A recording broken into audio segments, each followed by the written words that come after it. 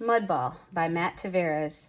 This is one of our Read Across America books. This one comes to us from the state of Minnesota, so not too far to the west of us, one of the Midwest states.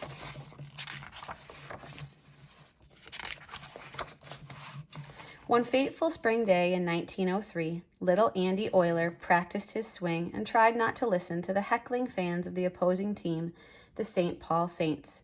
"Hey, Shorty, I bet you can't even hit it past the pitcher's mound," a man shouted. "Yeah," sneered a little girl, "my grandmother can hit it farther than you." Andy wondered if maybe, just maybe, they were right.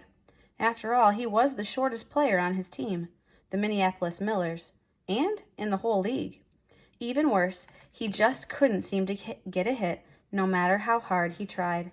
"Maybe it's time for me to quit," thought little Andy Oyler, as a cold drizzle fell from the gray sky.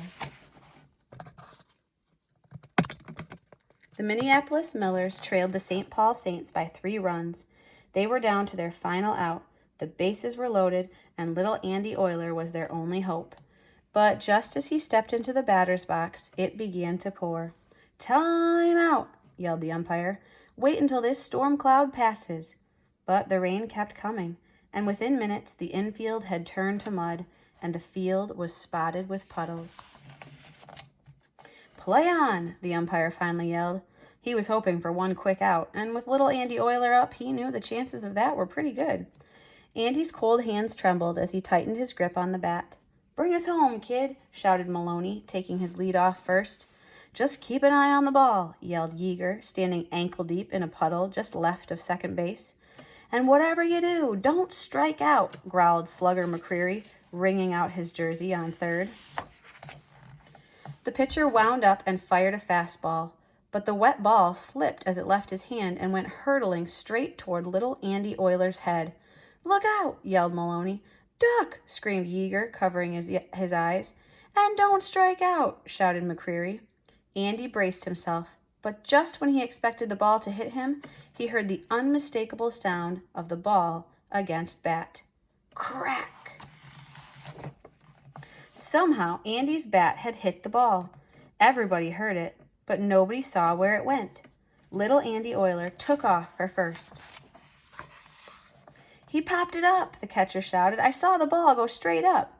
He ran in circles around home plate, ready to catch the ball when it fell from the sky. But it never did. "I think it's in this puddle," the first baseman shouted. "I saw it land right here." He splashed and splashed, but still the ball was nowhere to be found. Meanwhile, Slugger McCreary strutted across home plate. The score was 3-1. "Oyler stole the ball! Check his pockets!" the Saints fans yelled. Andy raced toward second, but the second baseman stood in his way. "Come here, you little thief," he growled. The second baseman dove, but Andy jumped right over him. He rounded second and headed for third as Yeager slid safely home. The score was 3-2. "What'd you do with the ball?" the pitcher screamed as the catcher screamed at the catcher. "I didn't do anything," yelled the catcher. "It just disappeared."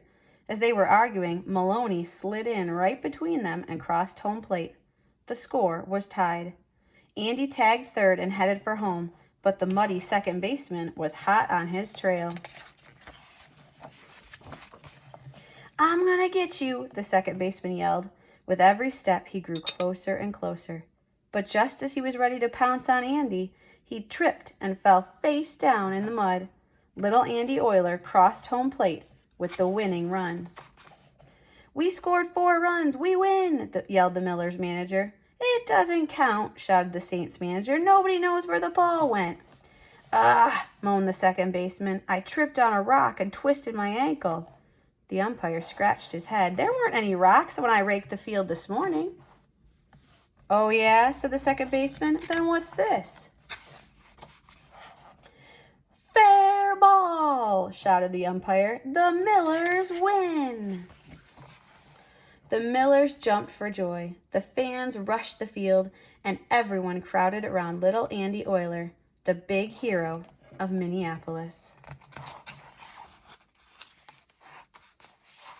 Epilogue. Even though his home run traveled only a few feet in front of the home plate, it seemed to break Andy Oyler out of his slump. He had 3 hits the next day, and by the end of the season, he was one of the Minneapolis Millers' best players. The St. Paul Saints fans kept making fun of Andy for being short, but it didn't bother him one bit. He knew that he didn't have to hit the ball over the fence to help his team. He just had to play hard and have fun, and that's what Andy Oyler did. Even on days when he couldn't seem to get a hit, no matter how hard he tried, Andy loved playing for the Millers, and the fans at Nicollet Park loved watching him play.